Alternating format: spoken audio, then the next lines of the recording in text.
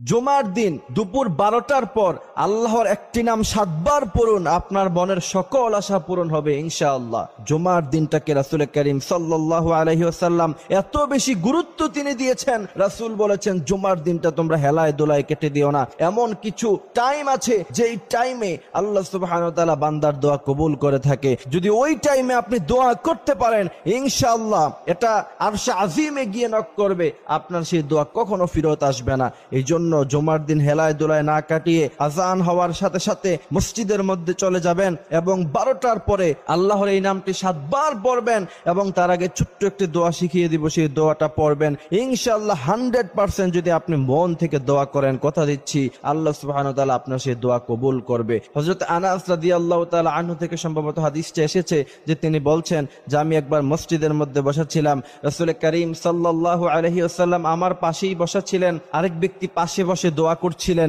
যে আল্লাহ আপনি আমারে জান্নাত দিয়েন, আল্লাহ আপনি আমার দুনিয়ার জীবন সুন্দর করে দেন।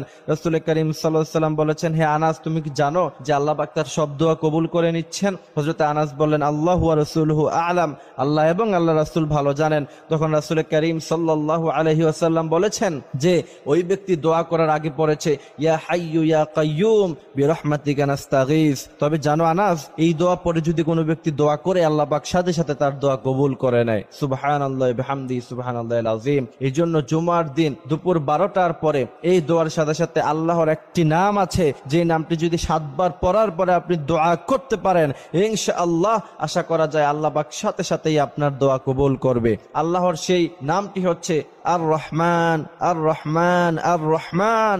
আল্লাহর এই নামটি আপনি 7 বার পড়বেন, তার আগে পড়বেন ইয়া হাইয়ু ইয়া কাইয়ুম বিরহমাতিকা নাস্তাগীস।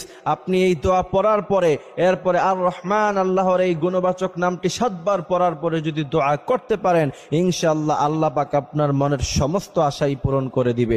অনেকে অবজেকশন করে যে হুজুর এত দোয়া করলাম কিন্তু দোয়া কবুল হয় না। কিন্তু প্রিয় ভাইয়েরা আমার কিছু টাইম আছে দোয়া কবুল হওয়ার, ওই টাইমে যদি আপনি দোয়া করতে পারেন আল্লাহ পাক 100% আপনার দোয়া কবুল করবে। যেমন জুমার নামাজের সময় দুপুর 12টার পরে ওই সময় যখন ইমাম সাহেব যখন খুতবা প্রদান করবে জুমার নামাজে 2 খুতবার মাঝখানে যদি আপনি এই দোয়াটা করতে পারেন ইনশাআল্লাহ রাসূল করিম সাল্লাল্লাহু আলাইহি ওয়াসাল্লাম বলেছেন পৃথিবীর সব কিছু মিস হয়ে যেতে পারে কিন্তু তোমার দোয়া কখনো মিস হবে না। অনেকেই বলে যে হুজুর অনেক দোয়া করি, কই দোয়া তো কবুল হয় না। অথচ রাসূল করিম সাল্লাল্লাহু আলাইহি ওয়াসাল্লাম বলেছেন বান্দার সমস্ত দোয়াই আল্লাহ পাক কবুল করে নেয়। বান্দার কোনো দোয়া এমন হয় না যে আল্লাহ পাক কবুল করে না। তবে আল্লাহ পাক কিছু দুনিয়াতেই দিয়ে দেয়। যেমন আপনি 2টি গাড়ি চেয়েছেন, আল্লাহ পাক আপনাকে একটি গাড়ি দিয়েছেন।